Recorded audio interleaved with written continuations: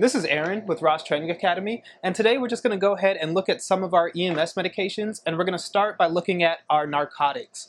And so I just opened up the safe right behind me, and I pulled out our narcotics. So in here, we're going to have something like ketamine, we have some morphine, we're going to have our diazepam, Versed, fentanyl, and then just some more Versed. So our fentanyl, morphine, and ketamine, we're going to use that for our patients with pain. So we can think of our trauma patients or our medical patients with some sort of pain. We can go ahead and use those medications to help with that. The other medications that we have in there, diazepam and Versed, they're going to be our benzos, and they're going to be more for a sedative type of effect. So we might use those for our seizures, or we might use that for our behavioral health issues. And so now we're going to go ahead and look into our medication bag.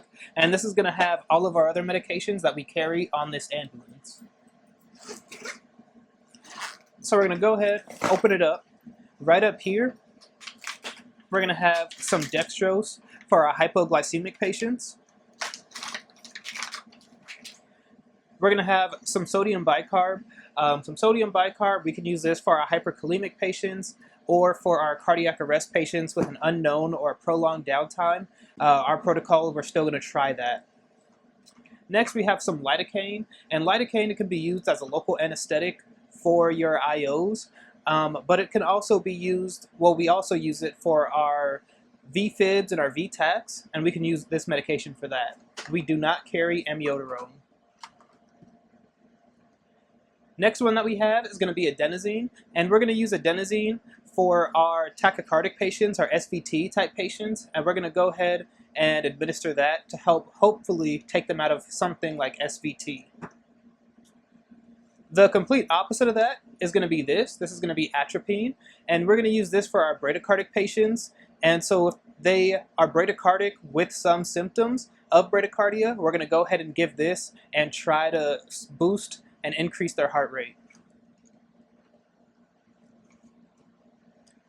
Next, we're going to have our epinephrine. This epinephrine here is going to be our cardiac epinephrine, and we're going to use this for our patients in cardiac arrest.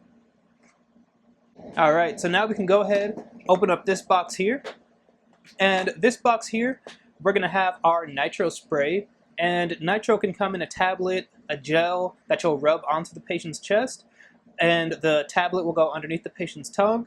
This is going to be a spray, and this is going to go underneath the patient's tongue as well. Here we have some aspirin. We're going to use our aspirin for our cardiac-related chest pain, and then we can also use our nitro for our cardiac-related chest pain, and our nitro can also be used for patients with pulmonary edema. But aspirin, use it for your cardiac chest pain, your heart attacks. Tylenol, we can use Tylenol for just general pain management that's not too severe, but really what we're going to use this for is our patients with a fever. Next, we have our calcium gluconate, and we're going to go ahead and use this for our patients who are hyperkalemic. Next, we're going to have our magnesium, and we're going to use our magnesium for preeclamptic and eclamptic patients, as well as patients with severe bronchospasms, and then we can also use it for patients with torsades. Next, we're going to have our glucagon, and we're going to use our glucagon for patients who are hypoglycemic and we cannot get an IV established. We're going to give this in their muscle. This is going to be our glucose paste, oral glucose, and we're going to go ahead and give this to somebody who is hypoglycemic, but they're alert and oriented, they're able to swallow, able to follow commands, and they're just going to kind of eat this, drink this, and that'll be absorbed in their mouth, in their stomach. Next, we have our labetalol, and we're going to use this more for our patients who are hypertensive. Now, in this container here, we're going to have our furosemide, and we're going to give this to our patients with CHF, pulmonary edema. Also in this one, we're going to have our Zofran, and we're going to give this for our patients who are vomiting or feel like they have to vomit, who are nauseous. Next, we have our Narcan. We're going to use this for opioid overdoses. And we're going to know that it's an opioid overdose because we're going to see those pinpoint pupils and then that respiratory depression, as well as, altered mental status, unconscious, unresponsive. So this here is going to be our adrenaline or epinephrine. We're going to use this for our allergic reactions, our anaphylactic reactions, severe allergic reactions, but we're also going to use this for our bronchospasms. Next in here, we have our diphenhydramine or our Benadryl, and we're going to use this for our allergic reactions, but also our anaphylactic reactions.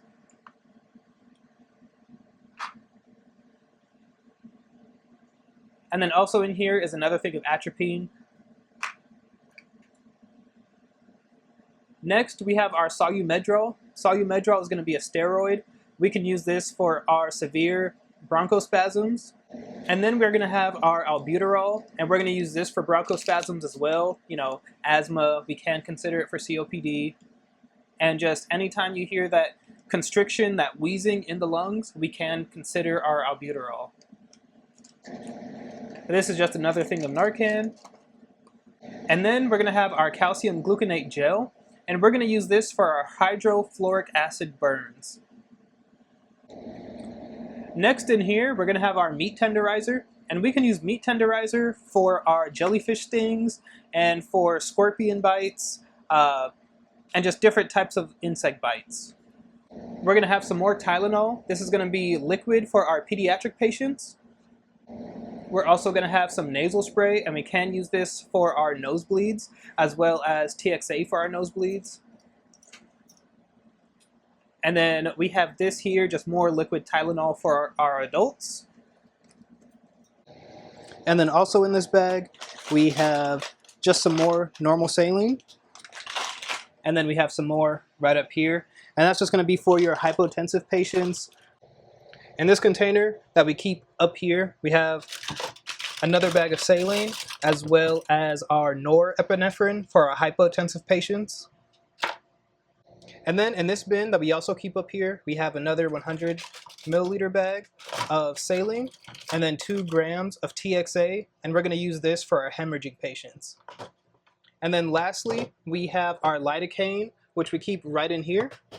And it's going to be in here as a drip in a bag so that we can use it for our VTAC and our VFibs. And that's it. That's the medications we keep in this ambulance.